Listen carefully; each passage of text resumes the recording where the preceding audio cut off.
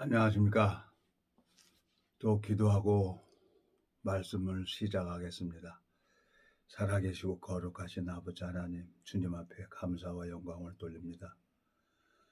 주님이 입춘대길이라고 이제 봄이 시작되었습니다.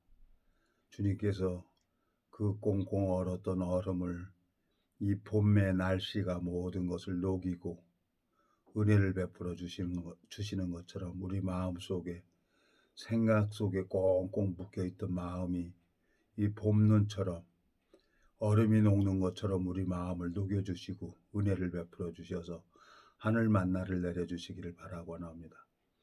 주님 앞에 간구를 드립니다. 이 짧은 시간을 주님께서 이끌어 주시고 인도해 주시길 바라고나옵니다. 우리를 영원한 죄에서 구속하신 우리 주 예수 그리스도 이름으로 기도드렸습니다.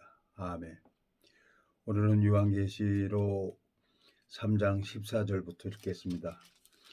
라오디아 교회의 사제에게 편지하기를 아멘이시여 충성되고 참된 증인이시여 하나님의 창조의 근본이시니가 가라사대 내가 내 행위를 아노니 내가 차지도 아니하고 더럽지도 아니하도다.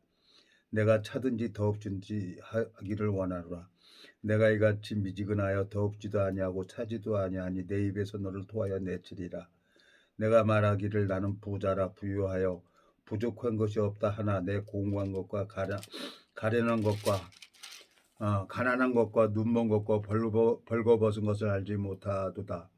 내가 너를 권하노니 내게서 불로 연단한 금을 사서 부유하게 하고 흰옷을 사서 입어 벌거벗은 수치를 보이지 않게 하고 안약을 사서 눈에 발라보게 하라. 무릇 내가 사랑하는 자를 책망하여 징계하노니 그러므로 내가 열심을 내라 회개하라. 볼지어다 내가 문 밖에 서서 두드리니 누구든지 내 음성을 듣고 문을 열면 내가 그에게로 들어가 그로 더불어 먹고 그는 나로 더불어 먹으리라. 이기는 그에게는 내가 내 보호자와 함께 하여 주기를 내가 이기고 아버지 보호자에 함께 앉는 것과 같이 하리라. 기 있는 자는 성령이 교회들에게 하시는 말씀을 들을지어다. 22절까지 읽었습니다. 제가 이제 성경을 보기 시작한 지가 나이 40 먹어서부터 성경을 봤는데 저도 시험 들 때가 있어요. 생각 속에 잡히면은 만사가 다 귀찮을 때가 있어요. 그러면 이제 이 공부하니까 이제 이 성경을 봅니다. 그러면 성경 66권 중에서 제일 많이 본 게 아마 요한계시록일 거예요. 이 요한계시록을 보면 정신이 번쩍번쩍 드는 거예요.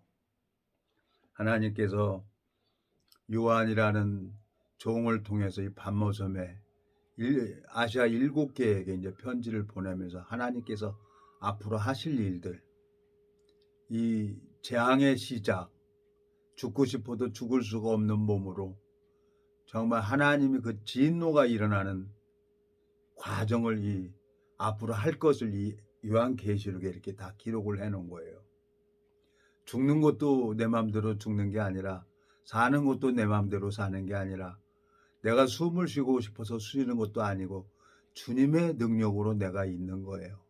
참 주님 앞에 너무 감사해요. 정말 4, 5세기의 감각도 없었고 모르고 아무것도 몰랐던 저를 주님께서 은혜를 베풀어 주셔서 이 성경 말씀을 볼 수 있도록 은혜를 베풀어 줍니다. 오늘도 한 지체가 문자가 왔어요. 한 지체가 보름이고 그런데 부럼 깨물으라고 부럼을 보낸다고 이제 문자가 온 거예요. 감사하죠. 참 주님께서 이제 한 몇 달 만에 한 4, 5개월 정도 됐을 거예요. 5개월 정도 있다가 전화가 와서 이제 명절이고 그러니까 이 복음을 전하니까 감사하잖아요. 어떻게 잊어버리겠어요. 복음 전하면서 그래도 저를 찾아주고 그 사람이 이제 뿌리를 내리고 신실하게 자라면은 하나님의 귀한 일꾼이 될 것이고 또 자기 길로 가면은 씨가 말라서 없어지는 거죠. 새들이 먹어버리는 거죠. 그러니까 길가에 떨어진 씨가 있고 돌밭에 부러진 씨가 있고 가시밭에 떨어진 씨가 있는 것처럼 좋은 밭에 떨어진 씨는 그 결실을 맺어서 30배, 60배, 100배의 결실을 맺는다고 했습니다. 그러니까 그 한 사람 한 사람 이 복음의 일꾼으로 만드는 것은 인간의 지혜로 되는 게 아니라 하나님의 능력으로 사람이 바뀌어지는 거예요. 바울을 변화시킨 것처럼. 그러니까 주님 앞에 내가 소망을 가지게 되는 겁니다. 또 한 지체는 마음이 너무너무 괴로워서 힘들어하고 어려워하고 있고, 또 한 지체는 자기 생각 속에 빠져 있고 천태만상인 거예요. 그런데도 재미있어요. 그러니까 내가 나를 보면은 웃기는 거예요. 내가 어떻게 이 말씀을 전하는 하나님의 종이라고 합니까? 나를 보면은 아무것도 아니죠. 근데 하나님이 이 교회를 허락해 주셨어요. 나는 십자가가 걸려 있으면 다 교회인 줄 알았어요. 근데 성경을 읽어보니까 그건 예배당인 거라요. 예배 드리는 장소일 뿐이에요. 근데 그걸 가르쳐 주는 사람을 그 강대상을 갖다가 그냥 거룩하다고, 어떻게 그 강대상 거룩한 사람이 올라가야지 왜 아무나 거기 올라가냐고 감히 강대상에 올라가지도 못하게 했어요. 그 아무것도 아닌데, 그 생각 차이인데, 참 주님께서 오랜 세월을, 지난 세월을 이렇게 보면은 이 사람이 이 고정관념이라는 게 얼마나 웃기는지 몰라요. 아무것도 아닌데. 이 성경을 읽어보니까 우리 몸이 교회인 거예요. 예? 마태복음 18장 20절에 읽어보면 두세 사람이 내 이름으로 모인 곳에는 나도 그들 중에 있느니라 그랬어요. 예수님이 함께하는 사람이 있는 거예요. 베드로에게 너는 내 교회를 세우리니 그랬어요. 마태복음 16장에 보면은 너는 베드로라 그랬어요. 이 반석 위에 내 교회를 세운다 그랬어요. 하나님이 세우는 교회가 있는 거예요. 하나님이 그 심령을 변화시키면 되는 거예요. 우리 몸이 성전이라고 했습니다. 성령 대신 예수 그리스도가 내 안에 들어오면은 그 사람은 변화받을 수밖에 없는 거예요. 그러니까 마음에 이 죄사함을 받고 거듭난 사람들끼리, 지체들끼리 만나서 대화를 하면 마음이 흐르게 돼 있어요. 제가 이제 형수님 집에 아주 자주 갔죠. 뭐 어디 갈 데도 없고 그래서 자주 갔는데 날씨도 춥고 가 보니까 눈치도 보이는 거예요. 형수님 얼굴 기색을 보니까 매일같이 오는 걸 싫어하는 거예요. 그래, 그러면 뭐 좀 쉬었다가 하지 뭐. 그러고 그냥 또 다른 데로 가면 되니까. 나는 이제 새로운 심령에게 이 복음 전하고 싶어서 갔는데 그 심령도 이제 말씀이 들어온다고 하니까 이제 됐습니다. 하나님이 잘하게 하십시오. 그리고 이제 형수님이 양육시키면 되지 뭐. 내가 거기까지 할 게 뭐 있어요. 다 그 형수님 열매인데. 하나님이 내가 똑바로 이 말씀을 전하려고 하면은 내가 하나님 앞에 경건해야 되는 거예요. 예? 하나님 앞에 경건해야 내가 하나님 앞에 은혜를 입는 거지. 자, 요한복음 9장 한번 가보겠습니다. 여러분, 요한복음 9장에 보면은 하나님이 이 소경의 눈을 뜨게 해줍니다. 요한복음 9장에 보면은 30절 그 사람이 대답하여 가로되 이상하다. 이 사람이 내 눈을 뜨게 하였으니 당신들이 그가 어디서 왔는지 알지 못하는도다. 하나님이 죄인을 듣지 아니하시고 경건하여 그의 뜻대로 행하는 자를 들으시는 줄을 우리가 아나이다. 창세 이후로 소경으로 난 자의 눈을 뜨게 했다 함을 듣지 못하였으니 그랬어요. 요한복음 9장 35절부터 41절까지 쭉 읽어보면 예수께서 41절에 예수께서 가라사대 너희가 소경되었다면 죄가 없으려니와 본다고 하니 너희 죄가 그저 있느니라 그랬어요. 예수님이 이 바리새인들에게 하나님께서 이 성경을 가지고 있는 마음에 내 마음속에 그 생명을 줄 수 있는 것은 이건 어마어마한 복을 받은 거죠. 소경이 눈을 뜨는 거예요. 하나님이 오늘 본문에 읽은 것처럼 계시록 3장 14절부터 22절 보면은 볼지어다 내가 문 밖에 서서 두드리노니 누구든지 내 음성을 듣고 문을 열면 내가 그에게로 들어가 그로 더불어 먹고 그는 나로 더불어 먹는다 그랬어요. 이 말씀을 전하면서 보니까 그 요한보호사가 말씀이 들어온다고 하는 거예요. 그리고 마음에 감각이 되는 거예요. 그러면 됐지. 나는 심었고 아볼로는 물을 주었을 때 오직 자라나게 하신 이는 하나님이니까 하나님이 자라게 하시면 되지. 형수님이 그 심령이 이제 슬슬 양육시키면 되지. 뭐 하겠어요, 제가. 그리고 오직 자라나게 하시는 하나님이라 그랬는데 고린도전서 3장에 보면은 바울은 심었고 아볼로는 물을 주었을 때 오직 자라나게 하신 이는 하나님이라고 했는데 그러면 나는 또 다른 데 또 가보는 거예요. 어디에 또 말씀 전할 때가 있나. 새로운 심령을 하나님이 잃어버린 양을 찾도록 찾으신다고 한 것처럼 나는 거길 가는 거예요. 그리고 하나님이 교회를 허락해 주셨어요. 교회를. 이 교회로 말미암아 마음의 눈이 떠지는 거죠. 혼자는 이건 절대로 안 되는 거예요. 이 세계는. 이 영적 세계는 인간의 학문은 모두 독학해서 이해할 수가 있어요. 인간의 학문은. 근데 이 영적 세계는 그렇지가 않아요. 반드시 인도자가 있어야 되는 거예요. 인도자가 있어서 엄마 아빠가 어느 정도 자랄 때까지 엄마 아빠가 부양 의무가 있는 것처럼 이 복음을 전하고 1년 동안 양육 그 마음에 눈이 떠질 때까지는 반드시 하나님이 양육을 시켜줘야 돼요. 에베소서 1장 15절부터 읽겠습니다. 이를 인하여 주 예수 안에서 너희 믿음과 모든 성도를 향한 사랑을 나도 듣고 너희를 인하여 감사하기를 맞이하고 내가 기도할 때 너희를 말하노라. 자, 18절.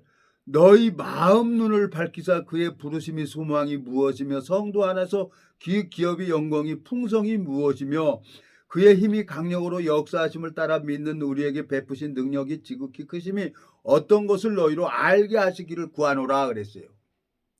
하나님이 일하는 걸 봐야 돼. 마음의 눈이 떠져야 되는 거예요. 신앙의 시작은 마음의 제사함을 받고 하나님으로 말미암아 거듭나서 이 교회 안에서 서로 마음이 연결되진 사람들이 연결돼서 갈 때 하나는 연약하지만 그게 엮어지고 상자가 되는 것처럼 상자가 생명을 살리는 거예요. 상자가 모세를 살리는 거란 말이에요.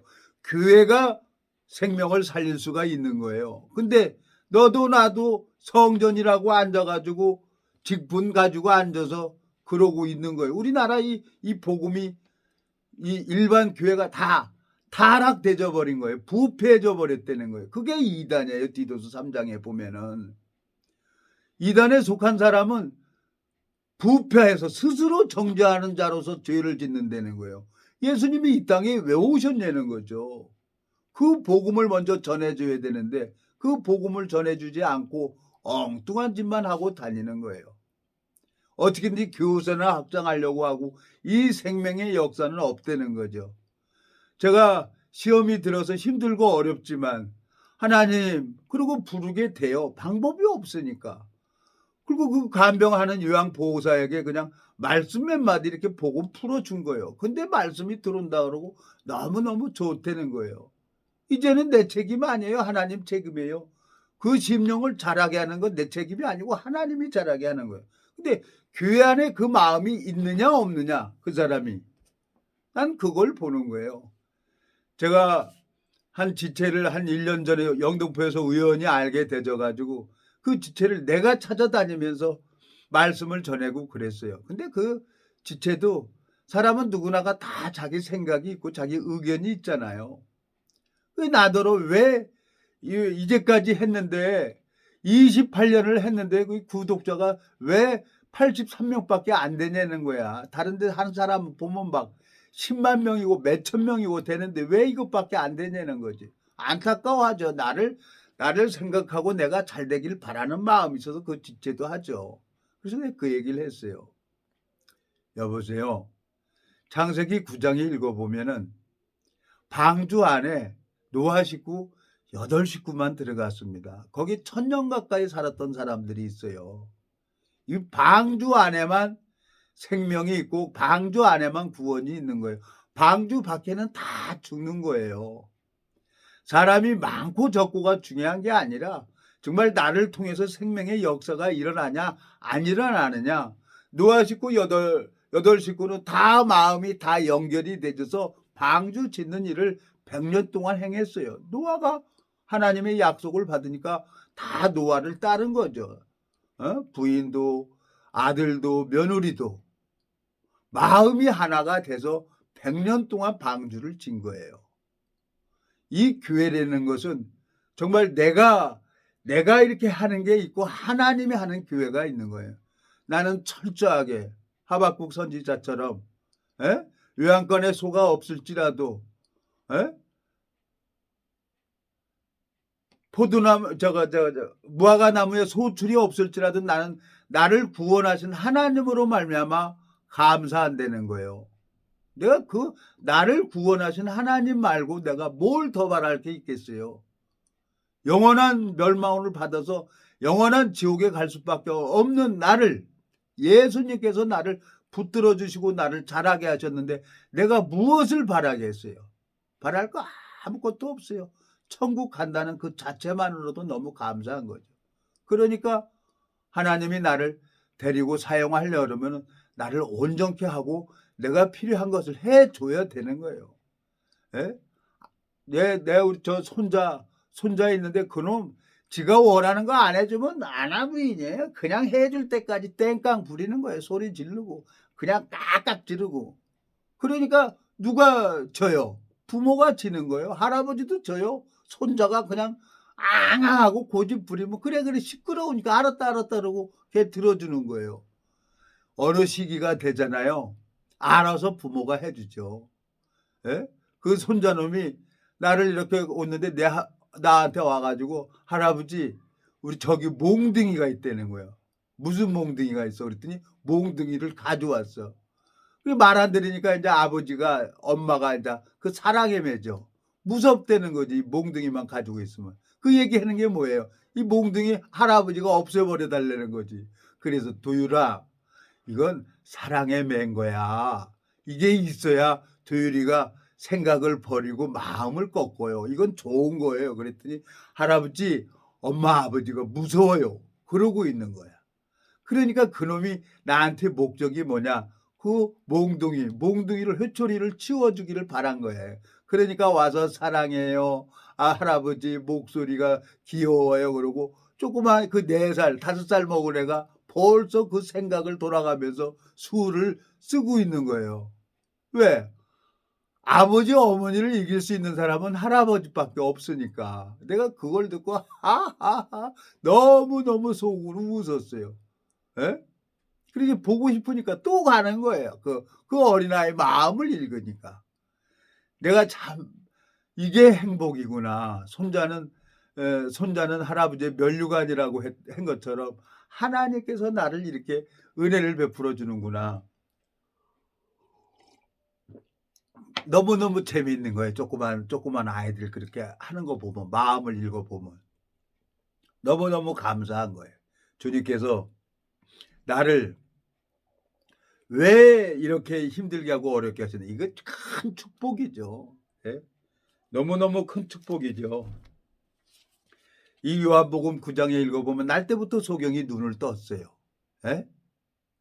근데 예수님은 바리새인 보고 뭐라고 합니까? 41절에 예수께서 가라사대 너희가 소경되었다면 죄가 없으려니와 본다고 하니 죄가 그저 있느니라 그랬어요. 하나님은 불꽃 같은 눈으로 마음을 보는 거예요. 마음속에 죄가 있는 사람은 하나님이 기도를 들어주고 싶어도 들어주지를 못하죠. 왜? 그분은 자체가 근본이고 근본이 상고의 태초이기 때문에 하나님이 그분은 변개함이 없는 분이기 때문에 내 안에 계신 그 하나님께서 너무너무 나를 소망을 가질 수 있도록 그 오랜 세월을 기다려주시고 참아주시고 그 사랑에 취해서 이 복음으로 달려갈 수밖에 없는 거예요. 내 마음속에 참 하나님께서 나는 왜 안 들어주나 그랬더니 가만히 생각을 해보니까 하나님이 이 생명 낳는 일에는 한 번도 안 들어준 적이 없어요. 근데 내 욕망을 위해서 가는 것은 안 들어주더라고요. 참 내가 원하는 것 좀 해줬으면 좋겠는데 하나님은 안 해주는 거예요. 왜? 내 영혼을 위해서 하나님이 내 기도를 안 들어주는 거예요. 왜? 하나님은 천하보다 귀하고 우주 만물보다 귀한 이 생명을 살리기 위해서 당신은 그 십자가의 길을 가셨기 때문에. 왜? 나는 마귀한테 속을 수밖에 없기 때문에. 나를 이길 수 있는 분은 아무도 없어요. 예수님만이 나를 사랑으로 이기는 거예요. 내가 아무리 잘못을 해도, 아무리 못된 짓을 해도 그분은 나를 정죄할 수가 없는 분이에요. 창세기 3장에 보면은, 아담과 하와가 뱀에게 속아서 선악과를 먹었지만 하나님은 아담과 하와를 정죄하지 않고 그 부끄러운 것을 가려주려고 한 생명을 죽여서 가죽옷을 지어 입혀주십니다. 베드로가 죽을지언정 저를 부인하지 않는다고 했지만 네가 다굴기 전에 3번 나를 부인한다고 또 말씀하셨고, 베드로는 그 말씀이 생각나서 심히 통곡하고 울었어요. 그리고 다시 고기 잡으러 가는데 예수님은 또 베드로를 가가지고 일꾼으로, 베드로 마음속에 그 사랑에 취해서 성전 미문에 앉은 안진뱅이를 은과 금은 내게 없거니와 나사렛 내게 있는 것을 내게 주노니 나사렛 예수 그리스도의 이름으로 걸으라 하고 손목을 잡아 일으켰어요. 주님의 마음을 넣어준 거예요. 주님의 사랑을 넣어준 거예요. 베드로 마음하고 예수님의 마음하고 하나가 된 겁니다. 그러니까 성전 미문에 앉은 안진뱅이가 일어나고 3,000명이 구원을 받는 거예요. 베드로가 말씀을 전하니까. 그러니까 내 마음속에 이 생명을 얻는 일에는 하나님께서 한 번도 나를 실망시킨 적이 없어요. 그렇지만 내 욕망, 이거 어떻게 될지 모르지만 내가 원해서 한 게 아니라 이 누군가가 복음을 전해줘야 되잖아요. 내가 볼 때는 우두머리들, 목사들이 변화받으면은 성도들은 전혀 자동으로 변하지 않겠나 그래서 생각을 하고 기도를 했는데 미국에서 동기가 왔고 또 동기 마음속에 다 미국에 얘기를 했고 미국에 있는 신학대학 그 총장하고도 통화를 했고 길을 열어놨는데 이제는 물질이 없는 거예요. 이 물질만 만들어지면은 하나님이 이제 물질도 허락해 주시겠다는 마음이 들어지는 겁니다. 오늘 여러분 앞에 제가 이제 요한계시록 3장 14절부터 22절까지 읽었습니다. 교회를 하나님이 말씀하고 있는 거예요.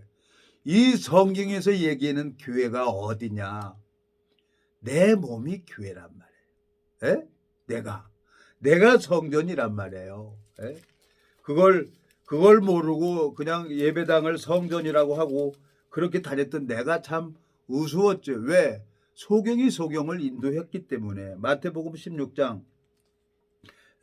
16절 시몬 베드로가 대답하여 가로되 주는 그리스도요 살아계신 하나님의 아들이시니이다. 예수께서 대답하여 가라사대 바요나 시몬아 내가 복이 있도다. 이를 내게 알게 한 이는 혈육이 아니요 하늘에 계신 내 아버지시니라. 또 내가 내게 이르노니 너는 베드로라. 내가 이 반석 위에 내 교회를 세우리니 음부의 권세가 이기지 못하리라. 내가 천국 열쇠를 내게 주리니 내가 땅에서 무엇이든지 매면 하늘에서도 맬 것이요 내가 땅에서 무엇이든지 풀면 하늘에서도 풀리리라 하시고 그랬어요. 하나님이 베드로에게 천국 열쇠를 주셨어요. 동일하게 저에도 주신 거죠. 이 생명의 말씀을 전하면은 생명의 역사가 일어나는 거예요. 그걸 보면은 너무너무 감사했어요. 저도 소경이었습니다.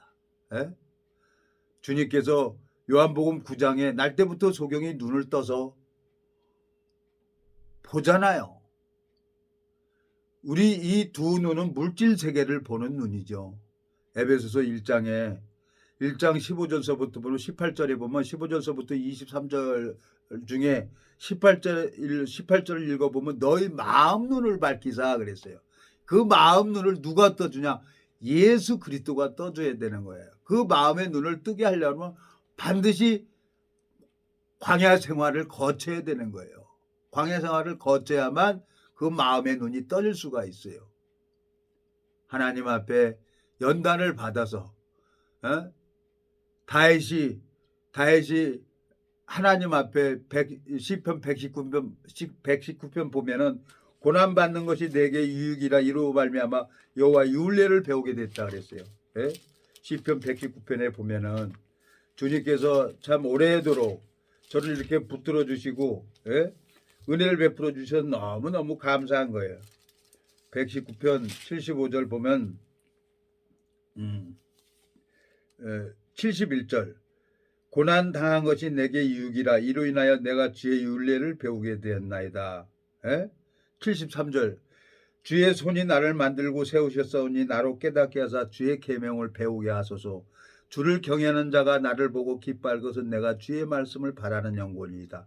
여호와여 내가 알거니와 주의 판단은 의로우시고 주께서 나를 괴롭게 하시면 성실하심으로 말미암습니다. 그랬어요.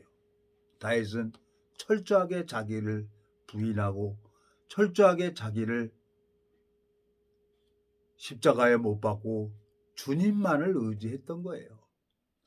다윗도 범죄했습니다. 이 성경을 읽어보니까 정말 다윗 왕이 정말 악랄한 범죄를 하더라고요. 어떻게 자기 참모, 자기를 위해서 나라를 위해서 싸우고 있는 참모의 아내하고 간음을 합니까? 그거 몰랐겠어요? 다윗이 누구의 아내냐니까. 바세바가 누구의 아내냐는 거예요. 우리의 아내라는 거예요. 우리아는 자기 참모예요. 전쟁터에서 전쟁하고 있어. 근데 간음하는 거예요. 인간이 짐승과 같은 짓을 하는 거예요.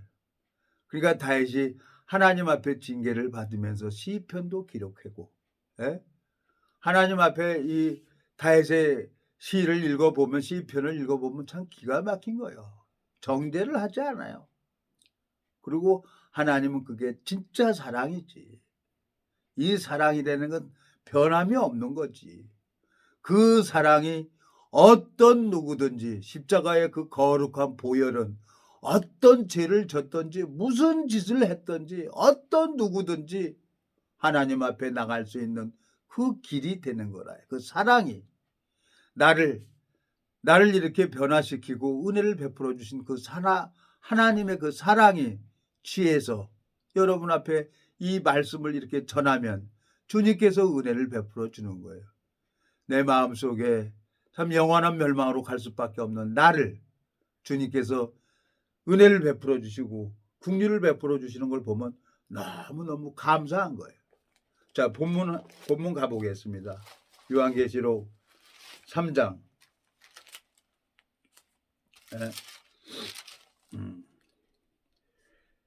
19절, 18절 내가 너를 권하노니 내게서 불로 연단한 금을 사서 부유하게 하고 흰 옷을 사서 입어 벌거벗은 수치를 보이지 않게 하고 안약을 사서 눈에 발라보게 하라.